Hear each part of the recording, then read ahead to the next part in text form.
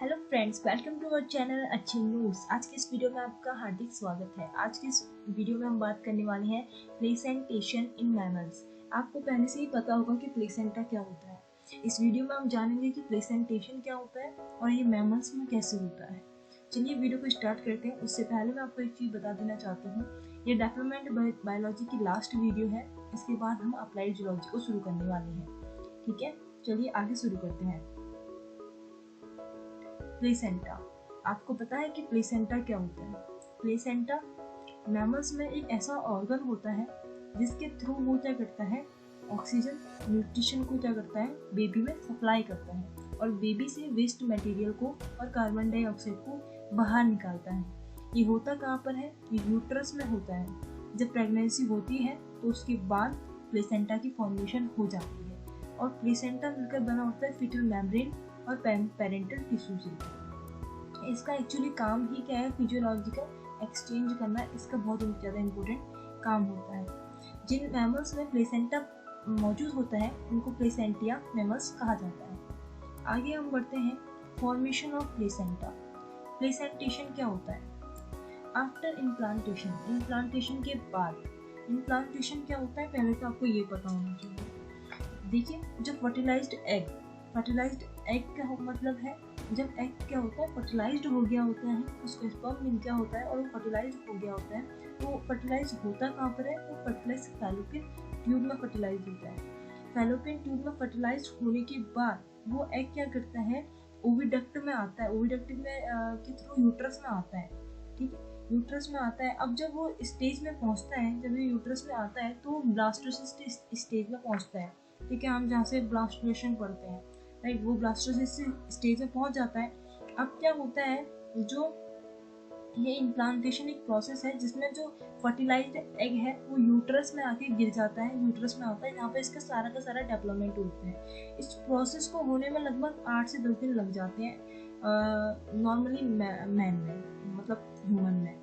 ठीक है, अब देखो, जो नॉर्मली मैमल्स होते हैं उनमें लगभग 6 दिन इसमें इस काम को होने में लगते हैं। अब क्या होता है, जो एम्ब्रियो होता है उसका नॉरिशमेंट कैसे होता है, वो न्यूट्रिशन कैसे लेता है कि जो यूटेराइन लाइनिंग होती है उसके अराउंड कुछ सेल्स होती हैं, वो ब्रेक करती हैं और कुछ एंजाइम प्रोड्यूस करती हैं, जिसके थ्रू ये पहले तो न्यूट्रिशन ले लेता है। क्योंकि उस समय तक अभी प्लेसेंटा बना नहीं है, प्लेसेंटा की फॉर्मेशन होनी है, तो ये क्या करता है, यूट्रस की दीवारों में कुछ एंजाइम्स होते हैं जिनको ब्रेक करके अपना एम्ब्रियो क्या करता है, न्यूट्रिशन ले लेता है अभी।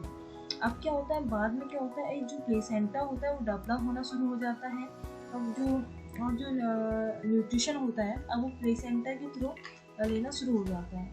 ठीक है, प्लेसेंटा के थ्रू अब ये न्यूट्रिशन लेना शुरू कर देते हैं।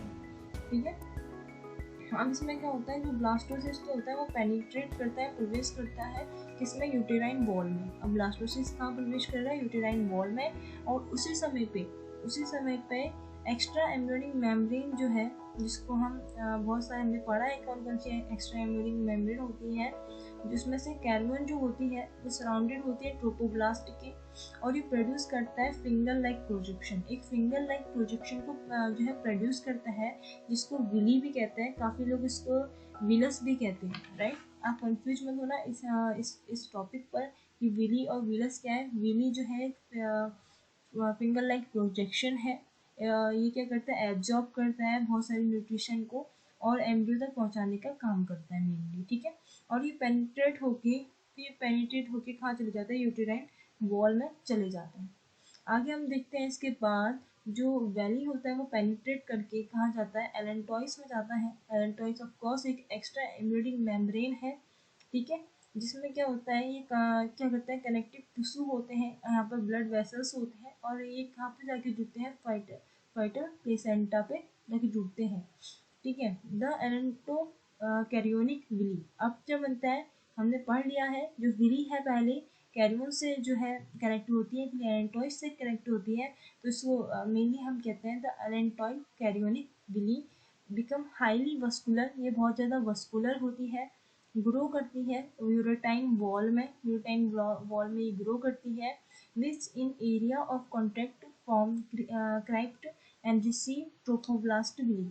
अब ये क्या करती है, उसके बाद क्या करती है, ये ट्रोपोब्लास्टिक विली को क्या करती है, रिसीव करती है। और उसके बाद क्या होता है, this intelligent structure of the embryo allanto chorionic villi और जो आपका मेटिनल पार्ट है, जो यूरेटाइन वॉल है, वो दोनों मिलकर, कौन कौन मिलकर, एलेंटो कैरियोनिक विली मिलकर और साथ में यूटेराइन वॉल मिलकर किसकी फॉर्मेशन करते हैं, प्लेसेंटा की फॉर्मेशन करते हैं। और इस फॉर्मेशन को, इस प्रोसेस को कहा जाता है प्लेसेंटेशन। ओके, यहाँ पर आपको दिखाया गया कि कैसे जो फर्टिलाइज्ड एग है, वो फर्टिलाइज्ड एग फिर 8 सेल जाइगोट में जाता है, फिर सेल एडहेंस होते हैं, उसके बाद 16 सेल मोरुला बनता है, उसके बाद ब्लास्टोसिस्ट बनता है। ये सारी प्रोसेस हम पहले पढ़ चुके हैं। यहाँ पर आप देखेंगे कि यहाँ पर फिर बाद में जाके प्लेसेंटा बनता है, प्रीमेच्योर स्ट्राइक बनती है, ये हमने पहले ही देख चुके हैं। कैसे एक्स्ट्रा एम्ब्रियोनिक मेम्ब्रेन्स बनती है, ये सब पहले हम डिस्कस कर चुके हैं। अगर आप लगातार हमारी वीडियो को देख के आ रहे हैं तो अभी आपको यहाँ पर सब कुछ अच्छे से क्लियर हो रहा होगा, राइट। आगे स्ट्रक्चर, ठीक है, स्ट्रक्चर के बारे में हम थोड़ा जान लेते हैं क्योंकि प्लेसेंटा अब बन के तैयार हो चुका है। तो इसका स्ट्रक्चर कैसा होता है, जो प्लेसेंटा होता है वो ह्यूमंस में डिस्क शेप का होता है। सेंटर में थोड़ा थिक होता है, मोटा होता है, और किनारों में थोड़ा पतला होता है, ठीक है। और इसका जो साइज है वो डिफरेंट मैमल्स की स्पीसीज में डिफरेंट डिफरेंट होता है। बहुत सारे टाइप्स साइज होता है इनका, हम ये नहीं कह सकते कि इसका डेफिनेट साइज ये है। ओके, यह एक जो होता है, जो जो यूम्बिकल जो कॉर्ड होता है, जो गर्भनाल होती है, उससे द्वारा जुड़ा होता है। एम्ब्रियो जो गर्भनाल होती है उसके द्वारा जुड़ा होता है। इसके बाद क्या होता है, जो गर्भनाल होती है वो आर्टरीज और जो गर्भ वेन होती है उससे भी ज़्यादा जुड़ा होता है। मतलब कहने का सीधा सीधा मतलब है, ये जो गर्भनाल है वो एम्ब्रियो से जुड़ी है, और जिसमें दो गर्भनाल और है, जिसको हम गर्भ धमनियाँ और गर्भ शिरा भी कहते हैं, ठीक है। जिसको हम यूम्बिकल आर्टरीज और यूम्बिकल वेन भी कहा जाता है। अब ये जो यूम्बिकल कॉर्ड होता है, यूम्बिकल कॉर्ड से करता है इंसर्ट करता है कोरोनिक प्लेट में। इस यहाँ पर एक अटैचमेंट होता है, मतलब एक जरूर है कि ये अटैचमेंट होगा ही होगा। ऐसा नहीं है कि अटैचमेंट किसी में होगा किसी में नहीं, ऐसा नहीं है। ये सब में पाया जाएगा और ये अटैचमेंट होता है, जिसकी वजह से इसमें इंसर्ट करा जाता है, इंसर्ट हो जाता है, ठीक है। अब क्या होता है, जो वेसल्स में क्या होता है, एक ब्रांच बनाते हैं, ये वेसल्स एक ब्रांच बनाते हैं जिसमें प्लेसेंटा की जो सतह होती है, जो सरफेस होता है, और आगे डिवाइड होकर एक नेटवर्क बनाते हैं। जो प्लेसेंटा की जो सरफेस है वो आगे डिवाइड होते हैं और आगे चलकर एक नेटवर्क बनाते हैं, जो एक सेल की थिन लेयर से बना होता है। सेल की बहुत पतली पतली लेयर है, उनसे मिलकर ये बना होता है, ठीक है। अब हमें आपको बता तो दिया है कि विली क्या होता है, और विली को ही वीलस कहा जाता है। यहाँ पर क्या होता है, इसकी वजह से इसका रिजल्ट निकल के आता है कि जो इसके फॉर्मेशन से एक वीलस ट्री स्ट्रक्चर बनता है। वीलस ट्री स्ट्रक्चर मतलब कि फिंगर लाइक प्रोजेक्शन का एक जैसा स्ट्रक्चर बनता है, एक ट्री जैसा स्ट्रक्चर बनता है यहाँ पर, जिसमें बहुत सारे फिंगर लाइक प्रोजेक्शन मौजूद होते हैं। अब क्या होता है यहाँ पर, मैटरनल साइड पे जो ये स्ट्रक्चर बनता है वो एक लॉब्यूल्स का जो है ग्रुप होता है, ग्रुप होता है लॉब्यूल्स का। लॉब्यूल्स मतलब आप समझ सकते हैं एक सिंपल सा स्ट्रक्चर जो ऊपर को उभरा हुआ है और ट्री के आकार का है, ठीक है। और ये इसी को क्या कहा जाता है, इसी को कॉटिलीडन कहा जाता है। इसी को कहा जाता है कॉटिलीडन कहा जाता है। लॉब्यूल्स आप इस टाइप का स्ट्रक्चर समझ सकते हैं। यहाँ पर क्या होता है, बहुत सारा फिंगर लाइक प्रोजेक्शन होता है, क्योंकि यहाँ पर विलस बनते हैं इसीलिए फिंगर लाइक प्रोजेक्शन बनता है, और इसी को कॉटिलीडन भी कहा जाता है।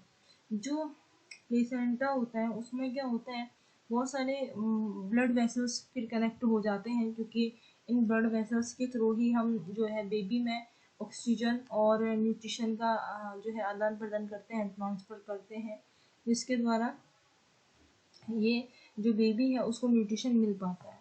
जो प्लेसेंटा होता है कभी ना कभी एक स्ट्रक्चर, एक डेफिनेट स्ट्रक्चर ले लेता है, जिसमें ब्लड वेसल से जुड़े कई अलग अलग हिस्से होते हैं। बहुत सारे ब्लड वेसल के अलग अलग हिस्से से ये जुड़ा होता है, ठीक है। अब इस पार्ट को क्या कहा जाता है, इस पार्ट को लोब्स कहा जाता है, और लोब्स को ही हम लोब्यूल्स भी कहते हैं। मैनी नंबर ऑफ टू, अगर हम कहें 2 नंबर, 3 नंबर, 4 नंबर, इससे बहुत सारे नंबर के हो सकते हैं, किसी में 2 पाए जा सकते हैं, किसी में 3, ये सब इनको बाइलोब्यूल बाइ और ट्राइलोब्यूल ऐसा कहा जा सकता है। जिसमें जितने होंगे उसको उस प्रकार से कहा जाएगा। जैसे अगर इसमें 4 है तो पॉलीलोब्यूलर, इस टाइप से कहा जाएगा। इस स्ट्रक्चर में देख सकते हैं आप, ये है एम्ब्रियो और यहीं पर से जुड़ा होता है हमारा प्लेसेंटा, जो इसको क्या करता है, न्यूट्रिशन प्रोवाइड करता है, और ये विनी लाइस स्ट्रक्चर यहाँ पर बने होते हैं।